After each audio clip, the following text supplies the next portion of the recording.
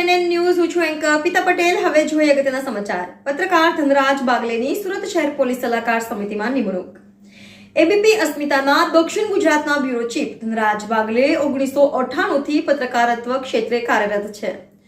સુરત શહેરના એબીપી અસ્મિતાના પત્રકાર ધનરાજ બાગલે કે જેઓ સામાજિક અને રાજકીય સૂઝ ધરાવે છે અને પોતાના પત્રકારત્વથી લોકોનું ધ્યાન ખેંચે છે.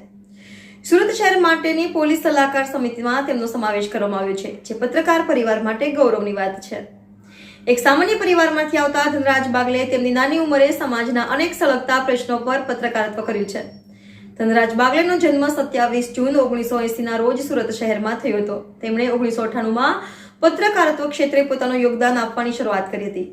સૌથી પહેલા તેઓ સ્થાનિક ચેનલ સાથે જોડાયા હતા. તે પછી તેઓ એબીપી અસ્મિતા ન્યૂઝના પત્રકાર તરીકે તેમના પત્રકારત્વ માટે જાણીતા. બ્રાન્ચ સુરતમાં બોમ્બ પ્લાન્ટેશન હોય કે કચ્છમાં ભૂકંપ, તેણે હંમેશા પોતાના જીવની પરવા કર્યા વિના પત્રકારત્વ કર્યું છે.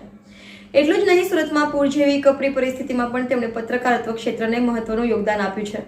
તાજેતરમાં તેઓ એબીપી અસ્મિતા ન્યૂઝ ચેનલના દક્ષિણ ગુજરાતના બ્યુરો ચીફ છે. રાજકીય પત્રકારત્વમાં મજબૂત પ્રભાવ ધરાવતા ધનરાજ બાગલેનો શહેરની કાયદો અને વ્યવસ્થાનો સુવ્યવસ્થિત કરવા માટે રચાયેલી પોલીસ સલાહકાર સમિતિમાં સમાવેશ કરવામાં આવ્યો છે. રિપોર્ટર નૈતિક રેશમવાળા, એનએન ન્યૂઝ, સુરત.